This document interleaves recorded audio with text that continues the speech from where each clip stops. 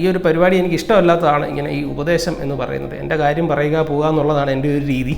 ഈ ഉപദേശം എന്ന് പറയുന്ന പരിപാടി എൻ്റെ നിഘണ്ടുവിലില്ല. കാരണം എൻ്റെ ചെറുപ്പത്തിൽ എന്നെ ആരും ഉപദേശിക്കുന്നത് എനിക്ക് ഇഷ്ടമല്ലായിരുന്നു. ആരെങ്കിലും എന്നെ ഉപദേശിക്കാൻ വരുവാണെങ്കിൽ ഞാൻ അങ്ങനെയുള്ള ക്ലാസ്സുകളാണ് ആ സാർ എടുക്കുന്നതെങ്കിൽ സാർ ഞാൻ ഇപ്പോൾ ബാത്റൂമിൽ പോയിട്ട് വരാമെന്ന് പറഞ്ഞാൽ ക്ലാസ്സിൽ നിന്ന് ഇറങ്ങി പോകുന്ന ആളായിരുന്നു ഞാൻ. നമുക്ക് കുറച്ച് ചോദ്യങ്ങൾ ഡിസ്കസ് ചെയ്യാം. സോ ആദ്യത്തെ ക്വസ്റ്റ്യൻ ഉണ്ട്. ഒരു ക്ലാസ്സിലെ 20 കുട്ടികൾ പരസ്പരം ഹസ്തദാനം നൽകിയാൽ ആകെ എത്ര ഹസ്തദാനം നടക്കും? സോ ഹസ്തദാനം എന്ന് പറയുമ്പോൾ അല്ലെങ്കിൽ ഷേക്ക് ഹാൻഡ് എന്ന് പറയുമ്പോൾ 2 പേരുണ്ടെന്ന് വിചാരിക്കുക, എയും ബിയും. ഇവർക്കിടയിൽ ഒരു ഷേക്ക് ഹാൻഡ് മതി. ഒരാൾ അങ്ങോട്ട് കൊടുക്കുന്നു, വീണ്ടും എ അങ്ങോട്ട് ഹലോ എന്ന് പറഞ്ഞ് ഷേക്ക് ഹാൻഡ് കൊടുക്കുന്നു, വീണ്ടും ബി തിരിച്ച് ഹലോ എന്ന് പറഞ്ഞ് ഷേക്ക് ഹാൻഡ് കൊടുക്കേണ്ട ആവശ്യമില്ല. 2 പേർക്കിടയിൽ ഒരെണ്ണം മതി. സോ ഇങ്ങനെയുള്ള ചോദ്യങ്ങൾക്ക് ഒരു എളുപ്പ വഴിയുണ്ട്. നമുക്ക് ഇതിങ്ങനെ എത്ര അങ്ങോട്ടും ഇങ്ങോട്ടും വരച്ച് നോക്കി അങ്ങനെ ഒന്നും നിങ്ങൾ ചെയ്യേണ്ട ആവശ്യമില്ല, അല്ലെങ്കിൽ വെറുതെ ആലോചിച്ച് കാട് കയറേണ്ട ആവശ്യമില്ല. ഇങ്ങനെ വരുന്ന ചോദ്യങ്ങൾക്ക് നമുക്ക് വളരെ പെട്ടെന്ന് ചെയ്യാം.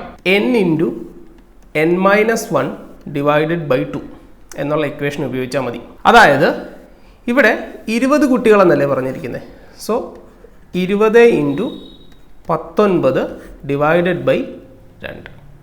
സോ ഈ 2നെ 20 കൊണ്ട് കട്ട് ചെയ്യുമ്പം 20ൽ 2 എത്ര പ്രാവശ്യം വരും? 10. 10 × 19 190 എന്ന് നമുക്ക് ആൻസർ കിട്ടും. So answer 190.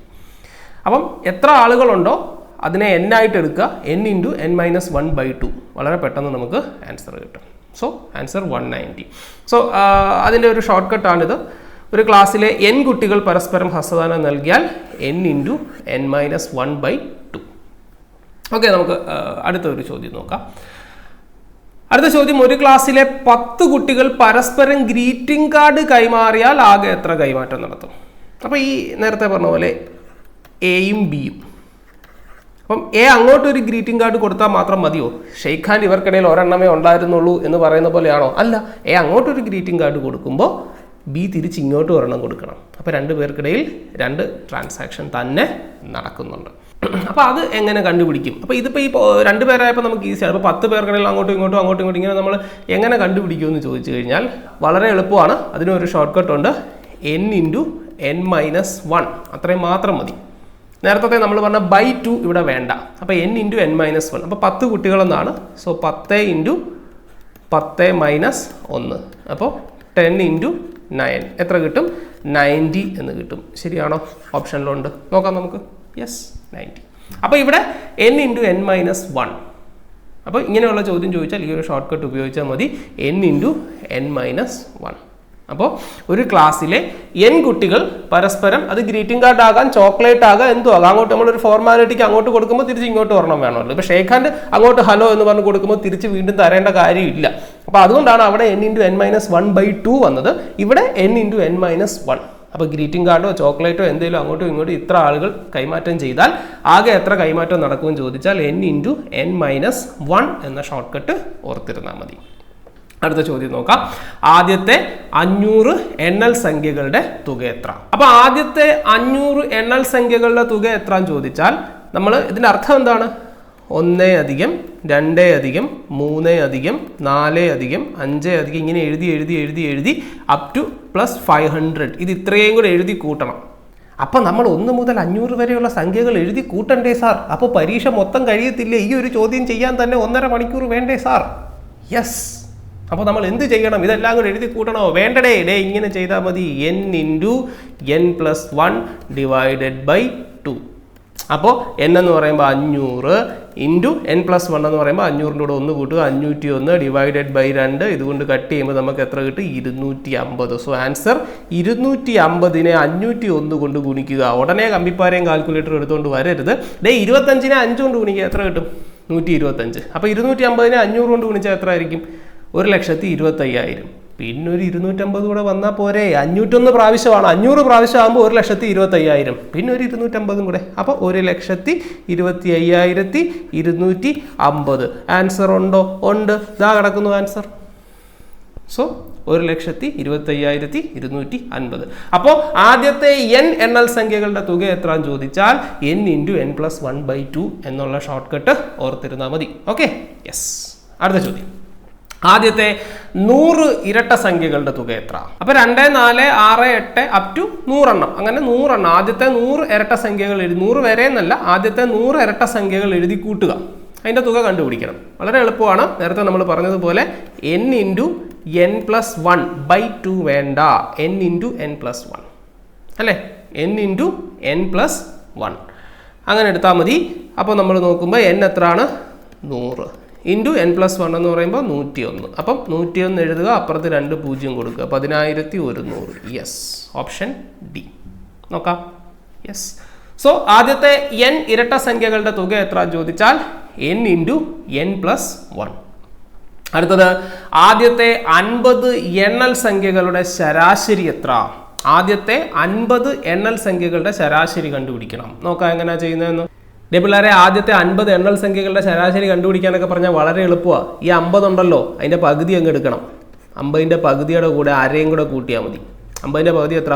25. അതിൻ്റെ കൂടെ അരയും കൂടെ കൂട്ടിയാൽ മതി. അപ്പോൾ എത്ര കിട്ടും? 25.5. Very simple. സോ ആദ്യത്തെ n എണ്ണൽ സംഖ്യകളുടെ ശരാശരി എത്രയെന്ന് ചോദിച്ചാൽ പകുതി എടുക്കുക. എത്ര എണ്ണൽ സംഖ്യയുടെയാണോ വേണ്ടത് അതിൻ്റെ പകുതി എടുത്തിട്ട് അരയും കൂടെ കൂട്ടിയാൽ മതി. ശരാശരിയുടെ കാര്യത്തിലാണ്, തുകയുടെ കാര്യം നമ്മൾ നേരത്തെ പറഞ്ഞു കേട്ടോ. ഇതെല്ലാം കൂടെ കൺഫ്യൂസ്ഡ് ആയി പോകരുത്. നോട്ട്ബുക്കിൽ കൃത്യമായിട്ട് എഴുതി വെച്ച് തന്നെ പഠിക്കണം. അടുത്ത ചോദ്യം, ആദ്യത്തെ 60 ഇരട്ട സംഖ്യകളുടെ ശരാശരി എത്ര? ആദ്യത്തെ 60 ഇരട്ട സംഖ്യകളുടെ ശരാശരി എത്ര? ഇരട്ട സംഖ്യകളുടെ ശരാശരി കണ്ടുപിടിക്കാനായിട്ട് എന്ത് ചെയ്താൽ മതി? അതിൻ്റെ കൂടെ ഒന്നുകൂടെ കൂട്ടിയാൽ മതി. അല്ലാതെ ആദ്യത്തെ 60 ഇരട്ട സംഖ്യകൾ എടുത്തു വെച്ച് കൂട്ടിയിട്ട് അതിനെ എണ്ണം കൊണ്ട് ഹരിക്കേണ്ട. ആദ്യത്തെ 60 ഇരട്ട സംഖ്യകളുടെ ശരാശരി കണ്ടുപിടിക്കാൻ പറഞ്ഞാൽ n പ്ലസ് 1 എന്ന് ഓർക്കുക. അതായത് 60ൻ്റെ കൂടെ ഒന്നുകൂടെ കൂട്ടുക, 61. വളരെ എളുപ്പമാണ്. അപ്പോൾ അടുത്ത ചോദ്യം അതിനേക്കാളും എളുപ്പമാണ്. അപ്പം ആദ്യത്തെ n ഇരട്ട സംഖ്യകളുടെ ശരാശരി എത്രയെന്ന് ചോദിച്ചാൽ n പ്ലസ് 1. ഇനി അടുത്തത് ആദ്യത്തെ 80 ഒറ്റ സംഖ്യകളുടെ ശരാശരി എത്ര? ഇടയിൽ ഒറ്റ സംഖ്യകളുടെ ശരാശരി കണ്ടുപിടിക്കാൻ പറഞ്ഞാൽ അതിനേക്കാളും എളുപ്പമാണ്. എത്ര ഒറ്റ സംഖ്യ? എത്ര ഒറ്റ സംഖ്യ ഇവിടെ ചോദിച്ചിരിക്കുന്നത്? 80. അപ്പോൾ അത് തന്നെയാണ് ആൻസർ. ആദ്യത്തെ n ഒറ്റ സംഖ്യകളുടെ ശരാശരി എന്ന് പറഞ്ഞാൽ n തന്നെയായിരിക്കും. അപ്പോൾ ആദ്യത്തെ n ഒറ്റ സംഖ്യകളുടെ ശരാശരി എത്രയെന്ന് ചോദിച്ചാൽ n തന്നെ ആയിരിക്കും. അപ്പോൾ ഇന്നത്തെ ക്ലാസ്സിന് ഞാൻ n ക്ലാസ് എന്നാണ് പേരിട്ടിരിക്കുന്നത്. കാരണം കുറച്ച് എന്നുകളുടെ കാര്യമാണ് നമ്മൾ ഇന്നത്തെ ക്ലാസ്സിലൂടെ പഠിച്ചത്. അപ്പോൾ നിങ്ങൾക്കത് മനസ്സിലായി കാണും ആദ്യമേ എന്തുകൊണ്ടാണ് ഇങ്ങനെ ഒരു പേര് ഞാൻ കാണിച്ചതെന്നുള്ളത്. അപ്പോൾ ഇതൊക്കെ ഒന്ന് ഓർത്തിരിക്കുക. ഇതൊക്കെ ക്ലീഷേ ക്വസ്റ്റ്യൻസ് ആണ്. PSC കണ്ടിന്യൂസ്ലി റിപ്പീറ്റ് ചെയ്ത് ചോദിക്കുന്ന ചില ചോദ്യങ്ങളാണ്. ഒരു LD ക്ലർക്ക് പരീക്ഷ, ലാസ്റ്റ് ഗ്രേഡ് പരീക്ഷയൊക്കെ വരുന്ന സമയത്ത് കണ്ടിന്യൂസ്ലി ഇങ്ങനെ റിപ്പീറ്റ് ചെയ്ത് ചോദിക്കുന്ന ചില ക്ലീഷേ ക്വസ്റ്റ്യൻസ് ആണിത്. അപ്പോൾ അതുകൊണ്ട് ഇതൊക്കെ ഒന്ന് മനസ്സിലാക്കിയിരിക്കുക, ബൈഹാർട്ട് ചെയ്ത് പഠിക്കുക. ഇതൊക്കെ അല്ലാതെ നമ്മൾ പല രീതിയിൽ ഇപ്പോൾ ആവറേജ് കണ്ടുപിടിക്കാൻ പറയുമ്പം ചിലർ AP കോൺസെപ്റ്റ് ഒക്കെ ഉപയോഗിച്ചിട്ട് അതിൻ്റെ തുക കണ്ടുപിടിച്ച് എണ്ണം കൊണ്ട് ഹരിച്ചൊക്കെ ചെയ്യാറുണ്ട്. അതിൻ്റെ ഒന്നും യാതൊരു കാര്യവുമില്ല. ഞാൻ ഈ പറഞ്ഞ ഈ ഷോർട്ട് കട്ടുകളൊന്നും ഓർത്തിരിക്കുക. 7 എണ്ണമേ ഉള്ളൂ. വളരെ സിമ്പിളാണ്. ഇനി ഇത് മാത്രമല്ല, വേറെയും ഇപ്പം എണ്ണൽ സംഖ്യകളുടെ വർഗ്ഗങ്ങളുടെ തുക, ക്യൂബിൻ്റെ തുക എന്നൊക്കെ പറഞ്ഞുള്ളതുകൊണ്ട് അത് നമുക്ക് വരുന്ന ക്ലാസ്സിൽ ചെയ്യാം. അടുത്ത ക്ലാസ്സിൽ, ഇനി വരുന്ന ക്ലാസ്സിൽ നമുക്ക് അതൊക്കെ ഡിസ്കസ് ചെയ്യാം. ഇപ്പം എല്ലാം കൂടെ ഞാൻ ഒരു വീഡിയോയിൽ പറഞ്ഞ് നിങ്ങളെ കൺഫ്യൂസ്ഡ് ആക്കുന്നില്ല.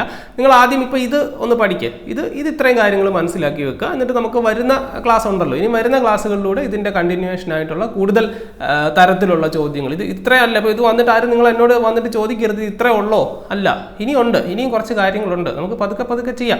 അപ്പോൾ വരുന്ന ക്ലാസ്സുകളിൽ നമുക്ക് ഇതിൻ്റെ ബാക്കിയായിട്ടുള്ള കാര്യങ്ങളൊക്കെ ചെയ്യാം. പിന്നെ ഞാൻ എല്ലാ ക്ലാസ്സിലും പറയുന്നത് തന്നെ ഇവിടെയും റിപ്പീറ്റ് ചെയ്യുന്നു, പ്രാക്ടീസാണ് ഏറ്റവും വലുത്.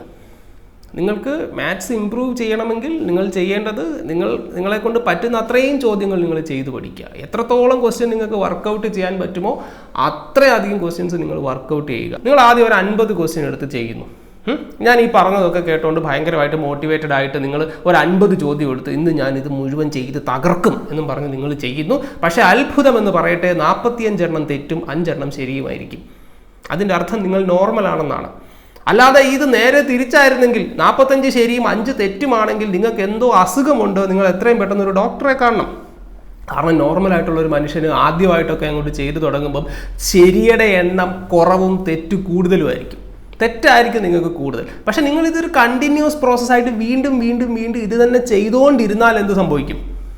ഇത് തന്നെ ഈ തെറ്റുന്നതിനെ വകവെക്കാതെ അതിനെ ശരിയാക്കാൻ ശ്രമിച്ച് വീണ്ടും കൂടുതൽ സമയമെടുത്ത് വീണ്ടും നിങ്ങളിങ്ങനെ ചെയ്തുകൊണ്ടേയിരുന്നാൽ നിങ്ങൾക്ക് തന്നെ ഒരു അത്ഭുതം കാണാൻ പറ്റും. നിങ്ങളുടെ ശരിയുടെ എണ്ണം കൂടുകയും തെറ്റിൻ്റെ എണ്ണം കുറയുകയും ചെയ്യും.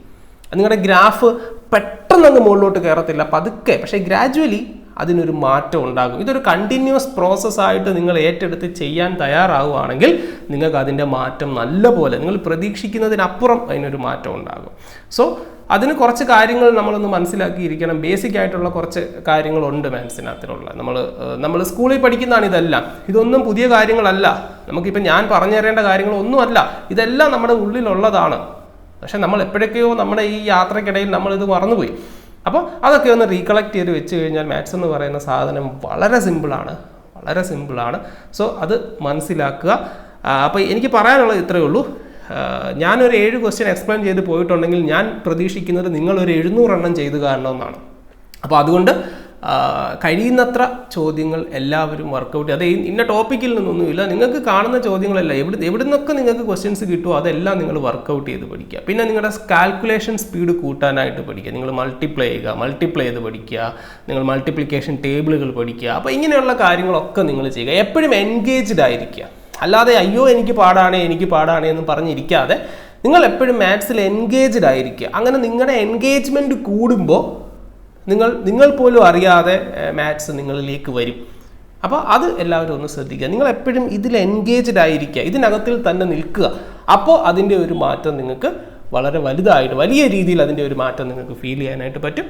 അപ്പം ഞാൻ ഈ ഒരു പരിപാടി എനിക്ക് ഇഷ്ടമല്ലാത്തതാണ്, ഇങ്ങനെ ഈ ഉപദേശം എന്ന് പറയുന്നത്. എൻ്റെ കാര്യം പറയുക പോകുക എന്നുള്ളതാണ് എൻ്റെ ഒരു രീതി. ഈ ഉപദേശം എന്ന് പറയുന്ന പരിപാടി എൻ്റെ നിഘണ്ടുവിലില്ല. കാരണം എൻ്റെ ചെറുപ്പത്തിൽ എന്നെ ആരും ഉപദേശിക്കുന്നത് എനിക്ക് ഇഷ്ടമല്ലായിരുന്നു. ആരെങ്കിലും എന്നെ ഉപദേശിക്കാൻ വരുവാണെങ്കിൽ ഞാൻ അങ്ങനെയുള്ള ക്ലാസ്സുകളാണ് ആ സാർ എടുക്കുന്നതെങ്കിൽ, സാർ ഞാൻ ഇപ്പോൾ ബാത്റൂമിൽ പോയിട്ട് വരാമെന്ന് പറഞ്ഞാൽ ക്ലാസ്സിൽ നിന്ന് ഇറങ്ങി പോകുന്ന ആളായിരുന്നു ഞാൻ. അപ്പോൾ അതുകൊണ്ട് എനിക്ക് ഈ ഉപദേശം എന്ന് പറയുന്ന സാധനമേ ഇഷ്ടമല്ല. അതുകൊണ്ട് തന്നെ ഞാനും ആരെയും ഉപദേശിക്കാറില്ല. പിന്നെ ഞാൻ ഈ പറയുന്നത് എൻ്റെ അനുഭവങ്ങളാണ്. ഞാനൊരു 15 വയസ്സുള്ളപ്പോൾ ഞാൻ ആരെയും ഉപദേശിച്ചിട്ടില്ല. കാരണം എനിക്ക് അതിനുള്ള കാര്യങ്ങളൊന്നും അറിയത്തില്ലായിരുന്നു. പക്ഷേ ഇപ്പോൾ ഞാൻ മനസ്സിലാക്കിയ എൻ്റെ ജീവിതത്തിലെ എൻ്റെ 10-11 വർഷത്തെ എക്സ്പീരിയൻസ് കൊണ്ട് ഞാൻ മനസ്സിലാക്കിയ കാര്യങ്ങളാണ് ഞാൻ നിങ്ങളോട് പറയുന്നത്. അല്ലാതെ ഞാൻ ഇവിടെ വന്ന് കിടന്നത് തള്ളി മറിക്കുന്നതല്ല. അപ്പോൾ ഞാൻ മനസ്സിലാക്കിയ എൻ്റെ മനസ്സിലാക്കലുകളാണ് ഞാൻ നിങ്ങളോട് ഈ പറയുന്നത്. അപ്പോൾ ഇന്നത്തെ ക്ലാസ് ഇത്രയേ ഉള്ളൂ. സോ ബാക്കി നമുക്ക്